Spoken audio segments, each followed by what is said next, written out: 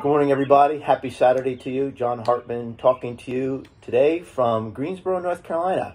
I traveled south for just a few days to officiate at a wedding today, which will be in Wake Forest, North Carolina, for a couple that I know back to my days at the church there. But today, with my good friend John Archambault. John is a member at Fellowship Presbyterian Church, an elder, church I served before I moved to Chestnut Level. He is also a teacher at the Greensboro Montessori School. He is a graduate of Boston College and went to law school at Duke. So he's a smart guy. I've tried to surround myself with smart people, hang around with smart people, hoping that some of it will rub off.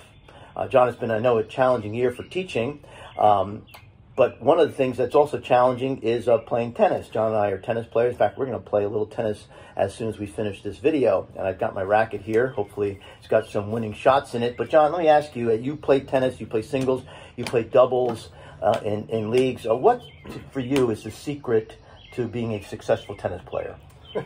Well, John, I'm not sure how successful I am, but to the extent I've had any success in tennis, I'd really chalk it up to basically three things. The first is being patient, taking your time and thinking my shots through. I don't hit the ball really hard, so I really have to focus on placement and thinking how things are going to go through. The second thing I'd base it on is persistence. I'm going to try to run everything down and just try to keep the ball in play and go as hard as I can for as long as I can. And you are a jackrabbit. I cannot, drop shots do not work on you. You get to everything. It's frustrating.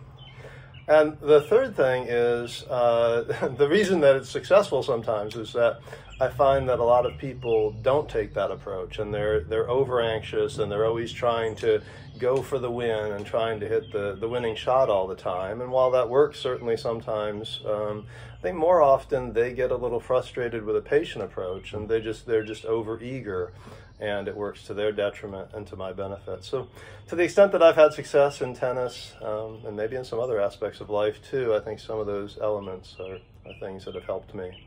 And I think being patient and persistence is a wonderful attributes to possess, especially as it pertains to the church. You know, the church has been called to be very patient in this past year of living in the pandemic, but we've also, I think, been called to be persistent in being creative, trying new things, and trying to keep people connected even as we've been apart. One of the things for me is just to keep your eye on the ball. If you don't keep your eye on the ball, you're probably not going to be successful. You're going to swing, miss, it's going to go this way or that way. And I think the church is also called to keep its eye on the prize, and that is to continue to proclaim the gospel of Jesus Christ, even in unique and creative ways and challenging times in which we live. And so we're going to go play a little tennis here. I'm going to do my best to try to hold my own against John. And we hope you have a great rest of your Saturday. I will see you tomorrow in worship, either at 8 o'clock or 10:30, both in person and also remotely. So God bless, and we'll see you soon. God bless.